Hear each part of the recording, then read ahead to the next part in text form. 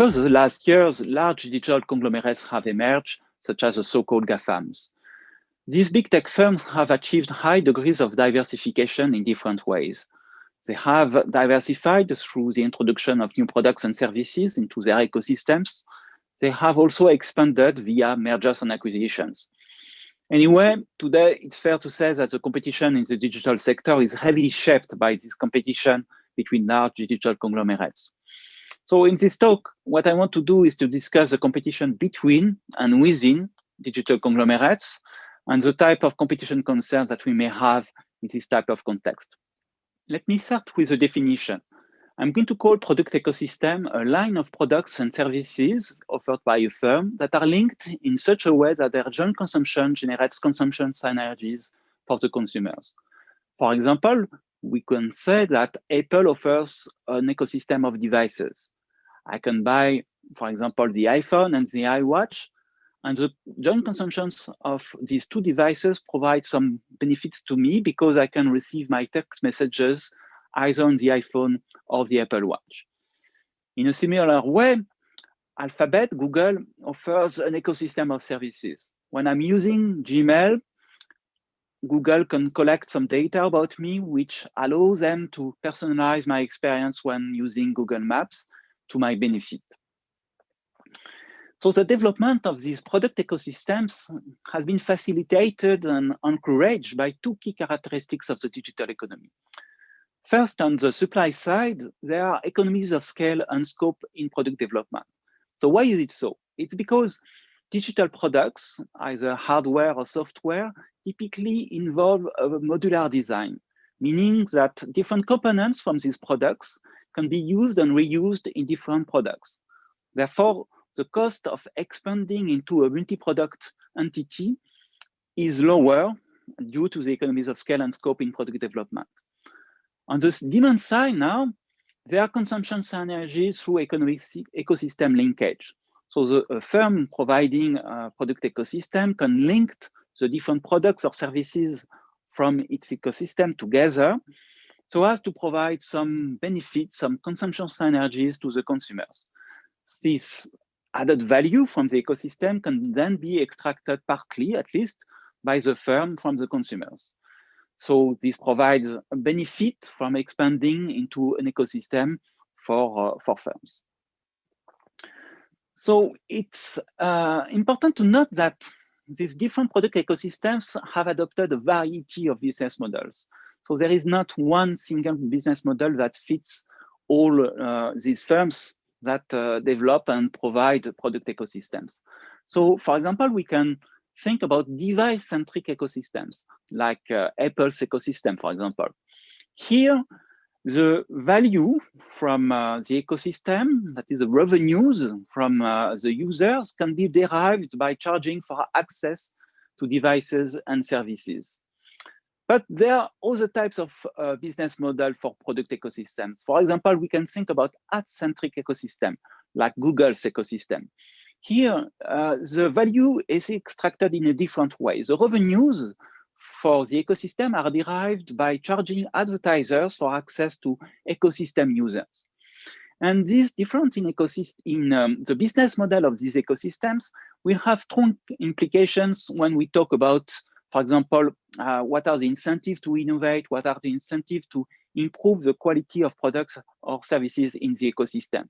In a device-centric ecosystem, any quality improvement is going to lead to a higher willingness to pay for the consumer. And this is something that can be then monetized through higher prices for the devices or the services for the users. In a ad-centric ecosystem, improved quality has a direct effect on the users, but the side of the ecosystem where the revenues are extracted is the advertiser side. So the link between quality improvement and revenue generation is going to be more indirect. And what we can say in particular is that probably the incentives are towards increasing user participation that can then be monetized because of higher consumer attention on the advertiser side. So what about competition in markets with product ecosystems? I think it's important to make a distinction between competition between ecosystems and competition within ecosystems. So let me start with competition between ecosystems. So here there is a risk for competition in this type of context, in that the consumers may be locked into an ecosystem. I adopt Apple's devices, for example, and then I'm going to buy any new device from Apple and be locked into their ecosystem.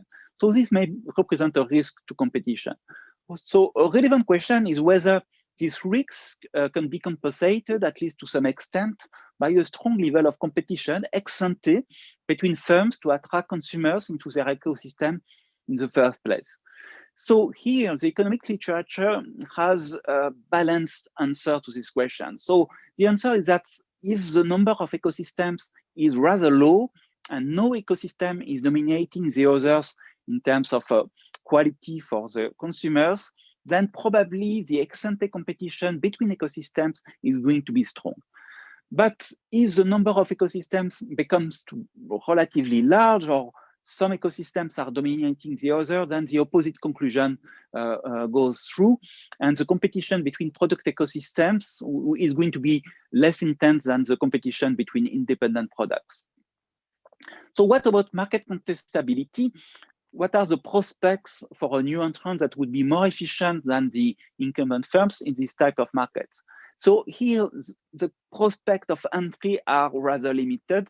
So in particular, when there are some essential components for the new entrants to be able to create its own ecosystem. And we may think, for example, of data. In some cases, data may be essential to provide, to produce, for example, some core product of an ecosystem. And if a new entrant has no access to this data, then the prospect of entry are going to be limited. So now let me finally discuss about competition within ecosystems.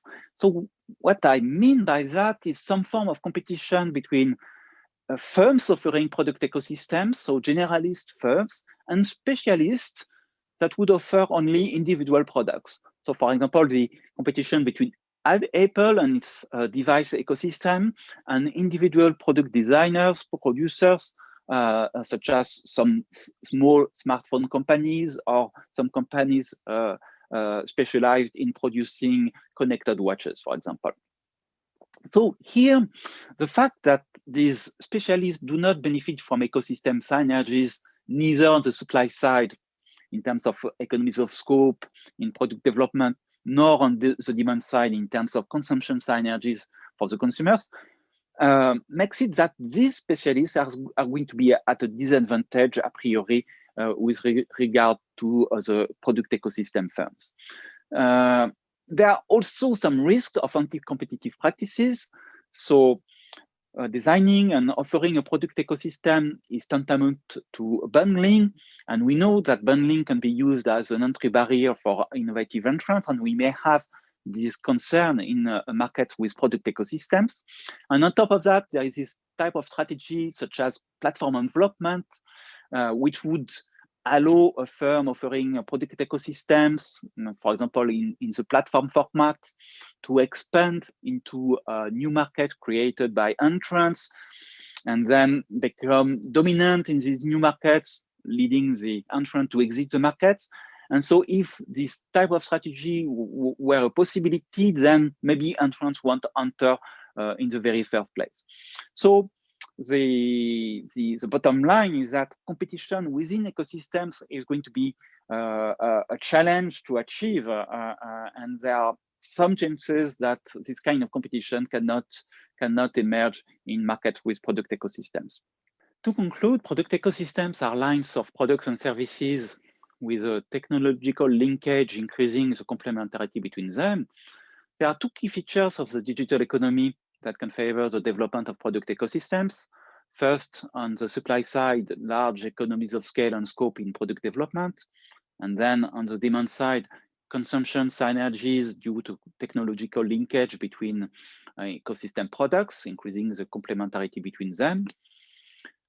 Competition between ecosystems may involve a trade-off between exploitation ex post of consumers due to lock-in and ex ante a strong competition to attract consumers in the first place. but it's not so obvious, and actually ex-ante competition between ecosystems might not be so intense. And finally, competition within ecosystem between ecosystem firms and specialists is going to be difficult to achieve and to emerge because of the asymmetries between specialists and ecosystem firms and the types of strategies that the ecosystem firms can employ to deter entry into their markets.